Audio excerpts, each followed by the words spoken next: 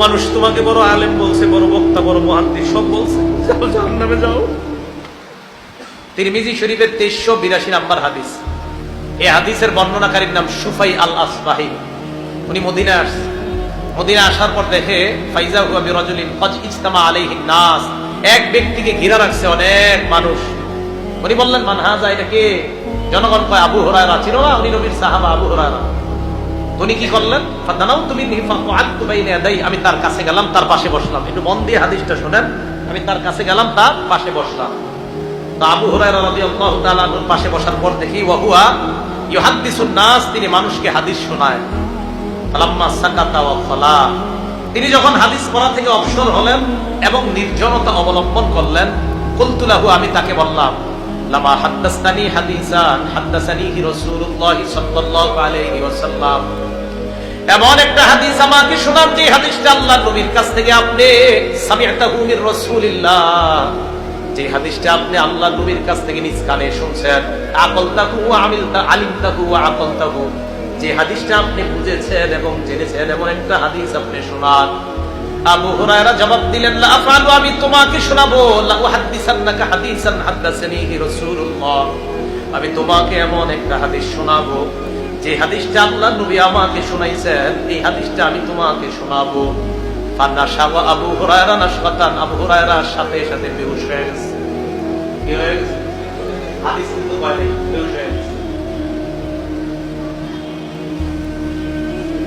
আবু হুরায়রার হুঁশ ফিরে আসছে। আসার পর আবু হুরায়রা আবার বললেন, লা উহাদ্দিসান্নাকা হাদিসান হাদাসানিহি রাসূলুল্লাহ ফি হাযাল বাইতি মানা মা মানা আহাদুন গায়রি ওয়া গায়রু, আমি তোমাকে এমন একটা হাদিস শোনাবো যে হাদিস আল্লাহ নবী আমার এই ঘরের মধ্যে শোনাইছে, আমি আর আল্লাহ নবী ছাড়া ঘরের মধ্যে কেউ ছিল না।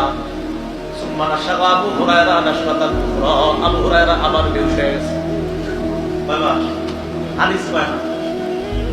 আবু হুরায়রা বলেন, লা উহাদ্দিসান্নাকা হাদিসা, আমি তোমাকে এমন একটা হাদিস শোনাবো, হাদাসানিহি রাসূলুল্লাহ ফি হাযাল বাইত মা মা'না আহাদুন গায়রি ওয়া গায়রু, আমি আর নবী ছাড়া এই ঘরে কেউ ছিলাম না।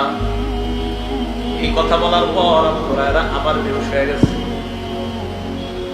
কি এমন হাদিস, এই হাদিস বলতে পারে না। আবু হুরায়রা রাদিয়াল্লাহু তাআলা আবার বলে, আমি তোমাকে এমন একটা হাদিস শোনাবো, নবীজি এই ঘরে এই জায়গায় বসে হাদিসটা আমাকে শোনাইছে, আমি আর আল্লাহ নবী ছাড়া কেউ শুনে নাই। হাদিসটা আমি শুনছি, বুঝছি, আবার ভালোভাবে অনুধাবন করছি। আবার আবু হুরায়রা বেহুশ হয়ে গেছে 4 বার। আবার হুঁশ ফিরে আসার পর ফালাম্মা মার খাতান আলা ওয়াজহি মালা খাতান আলা ওয়াজহি, আবু হুরায়রা মাটির মধ্যে পড়ে যাওয়ার উপক্রম, আস্তাগফিরু আলাইয়া, আমি আবু হুরায়রার শরীরটা আমার শরীরের সাথে লাগাইলাম। দীর্ঘ সময় পর্যন্ত আমি তাকে এইভাবে আটকায় রাখলাম। হুঁশ ফিরে আসার পর আবু হুরায়রা বললেন, ইন্নাল্লাহা ইযা কানা ইয়াউমুল কিয়ামা ইয়ানজিলু ইলাল ইবাদ, কিয়ামতের ময়দানে আল্লাহ বান্দাদের সামনে আসবেন, লিয়াকযিয়া বাইনাহুম, বান্দাদের মাঝে বিচার করবেন। আউয়ালু মা ইয়াদউ বিহি রাজুলুন তাআল্লামাল ইলমা, সর্বপ্রথম আল্লাহ এমন বান্দাকে ডাকবে যেই বান্দা ইলম শিখছে।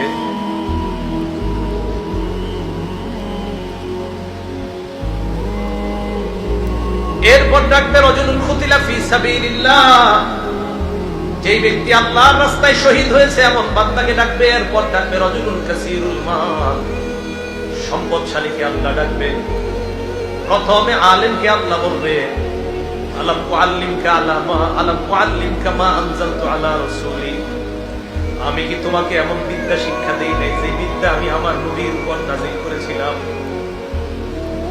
ফামা আমিলতা ফীমা উল্লিমতা, তোমাকে যে বিদ্যা শিখানো হয়েছে কি আমল তুমি করেছো বলো।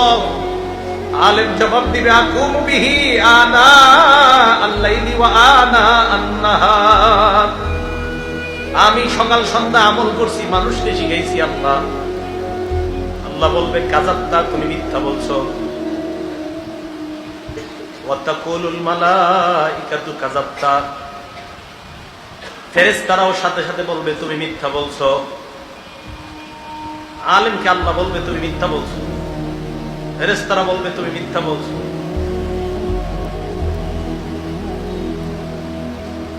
এরপর আল্লাহ শহীদকে ডাক দিয়ে বলবে তুমি কেন শহীদ হয়েছে বলো। শহীদ বলবে আল্লাহ আপনারই খুশি করার জন্য শহীদ হয়েছে।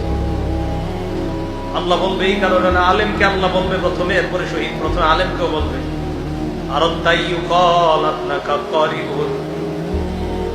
তুমি চেয়েছো জনগণ যেন তোমাকে বড় আলেম বলে, মুফতি মুহাদ্দিস বলে।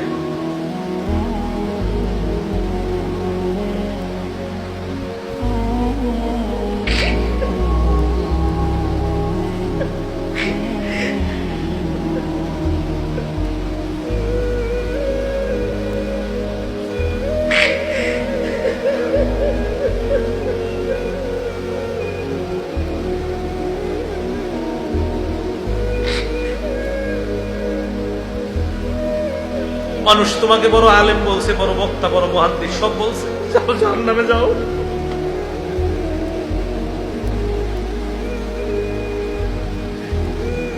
শহীদকে বলবে তুমি লড়াই করছো, মানুষ তোমাকে বাহাদুর বলবে এই কারণে, দুনিয়াতে বাহাদুর বলছে, যাও জাহান্নামে যাও। দাতাকে বলবে তুমি যেন বড় দাতা, এটা বলার জন্য তুমি দুনিয়াতে দান করছো, জাহান্নামে যাও। হাদিসে নবীজি বলছেন উলাইকা সালাসাতু তুসারু বিহিমুন নার আউয়ালু মান তুসারু বিহিমুন নার, এই তিনজনকে দিয়ে জাহান্নাম জ্বালাবে আল্লাহ। সর্বপ্রথম এই তিনজনের মাধ্যমে জাহান্নাম জ্বালাবে। মানুষকে দেখানোর জন্য যেন আমাদের আমল না হয়, আমাদের হজ, আমাদের কুরবানি, আমাদের জীবন, আমাদের মরণ সব কাকে খুশি করার জন্য বলে? আল্লাহকে খুশি করার জন্য। মানুষকে দেখানোর জন্য যদি হয় একদম শেষ, জাহান্নামে জ্বলতে হবে। আমি আবু হুরায়রা রাদিয়াল্লাহু তাআলা কেন বেহুশ হয়েছে হাদিস বলতে এবার বুঝছেন আপনারা। প্রথমে আলেমের কথা, উনি তো নিজে বড় আলেম ছিলেন একজন, টেনশনে হাদিস বলতে পারতেছেন, ভয়ে হাদিস বলতে পারতেছে না, যে আলেমকে দিয়ে শুরু করবে, আমি তো একজন আলেম। আবু হুরায়রা রাদিয়াল্লাহু তাআলা একবার, দুইবার, চারবার বেহুশ হয়ে গেছে, টেনশন পেরেশান। আপনাদের সাধারণদের উদ্দেশ্যে আজকে বয়ান করতে আসছে। শেষের দিকে কি এক হাদিস মাথায় আসে, এই হাদিস যখন মাথায় আসে তখন আর আপনাদেরকে বয়ান করতে মন চায় না। তখন মন চায় শুধু নিজেরে, আমরা হুজুর যারা আপনাদেরকে বয়ান করি, আমরা সাধারণ পাবলিক আপনাদেরকে কি বয়ান করব। বুঝাইতে চাইলাম কোরবানি তো সবাই করি ভাই, কাউরে দেখানোর জন্য কোনো আমল করেন না, নামাজও কাউরে দেখানোর জন্য করবেন না, হজ কাউকে দেখানোর জন্য না। তাহলে আজকে থেকে আমি, আপনি, আমরা সবাই সিদ্ধান্ত, কি আলেম আর কি আপনারা, আমরা সবার সিদ্ধান্ত, আমাদের ছোট বড় সব আমল কার জন্য হবে? আল্লাহর জন্য। আমরা সব আমল আল্লাহর জন্য কি করবো তো ইনশাআল্লাহ। তাহলে হজ কার জন্য, কোরবানি কার জন্য? এটা আল্লাহ বলছে ইন্না সালাতি ওয়া নুসুকি ওয়া মাহইয়ায়া ওয়া মামাতি লিল্লাহি রাব্বিল আলামিন, নিশ্চয় আমার নামাজ, ওয়া নুসুকি আমার কোরবানি, ওয়া মাহইয়ায়া আমার জীবন, ওয়া মামাতি আমার মরণ, লিল্লাহি রাব্বিল আলামিন, বিশ্ব জগতের রব আল্লাহ। তাহলে আমাদের জীবন, আমাদের মরণ, আমাদের হজ, আমাদের কোরবানি, আমার সব ইবাদত, বলেন মোট কথা আমার আপনার জীবনটাই কার? আল্লাহ। তাহলে যেই জীবন আল্লাহর জন্য, এই জীবনে কিভাবে আমরা কাউকে দেখানোর জন্য ইবাদত করব? যেহেতু জীবনটাই আল্লাহ, তো ইবাদত হবে কার?